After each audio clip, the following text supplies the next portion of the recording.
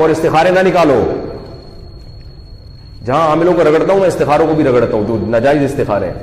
استخارے میں کچھ بھی نہیں نکلتا. اگر کچھ نکل رہا ہے تو آپ کا اپنا دماغی تخیل ہے, وہ خامخواہ کی پریشانی ہے جو خواب میں بن کے آ جاتی ہیں سامنے. استخارے کا مفہوم وہ نہیں ہے جو آج جہلا میں رائج ہو چکا ہے. استخارہ دعا ہے, اللہ بہتر ہے تو مقدر کرا دے, بہتر نہیں ہے تو ہٹا دے, بس. اس کے بعد رکنا نہیں ہے کہ دیکھو کوئی سگنل مل رہا ہے, کام کرو فوراً جو سمجھ میں آ رہا ہے. سمجھ میں نہیں آ رہا تو استخارے میں اچھا خواب آئے پھر بھی نہیں کرنا. سمجھ میں آ رہا ہے تو استخارے میں نیگیٹو خواب آئے پھر بھی کرنا ہے, کیونکہ شریعت کہتی ہے گراؤنڈ ریئلٹی کو دیکھ کے فیصلہ کرو, خوابوں کو دیکھ کے فیصلہ نہیں کیا جاتا.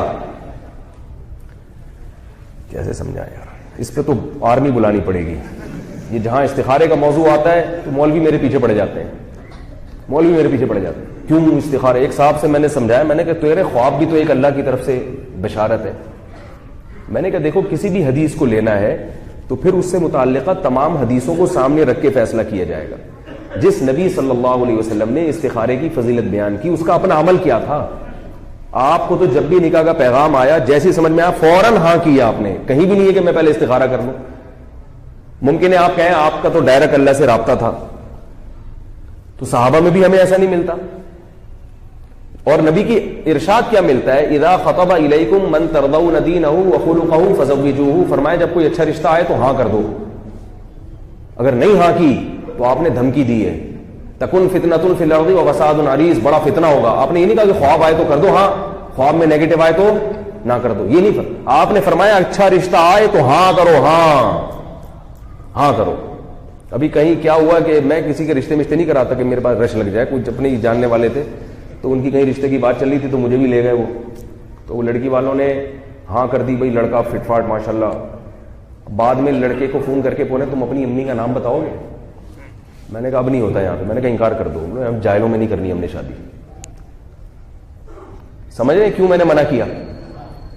امی کا نام کیوں پوچھ رہا ہے؟ استخارہ نکالے گا. بھائی جب تم نے دیکھ لیا, تم نے 6 مہینے تحقیق میں لگا دو, آپ 10 سال لگا دو تحقیق میں, اس میں کوئی حرج نہیں ہے. جب ایک دفعہ بات سمجھ میں آ گئی تو قرآن کیا کہہ رہا ہے, فَإِذَا عَزَمْتَ فَتَوَكَّلْ عَلَى اللَّهِ, فیصلہ کرو تو قوت فیصلہ ہونا چاہیے آپ میں, پھر اللہ پہ توکل کرو. مستقبل کی حقیقت کوئی نہیں جانتا کیا ہوگا مستقبل میں, ہم ظاہر کے مکلف ہیں. انگریز کہاں سے کہاں پہنچ گیا فیصلے کر کر کے, اور ہمارے ہاں استخاروں میں ہی 6 مہینے لٹکے رہتے ہیں.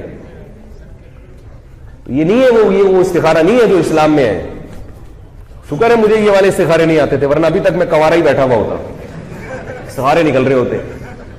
کر لو بھائی, اگر گراؤنڈ ریئلٹی کو سامنے رکھ کر فیصلہ کرو, لوگوں سے مشورہ کرو, فیصلہ کر کے کام کر دیا, مثبت نتیجہ آیا بہت اچھا, نیگیٹو آیا تقدیر ہے بھائی, کوئی بات نہیں. سارے کام دنیا میں کسی کے بھی صحیح نہیں ہوتے.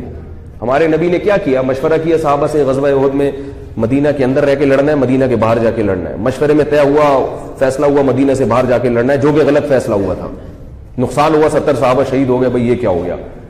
صحابہ کو خیال آیا یار ہم نے نبی کا اپنا ذاتی رائے یہ تھی کہ مدینہ کے اندر رہ کے لڑتے ہیں. بہت سارے صحابہ کو خیال ہے یہ تو غلط ہو گیا.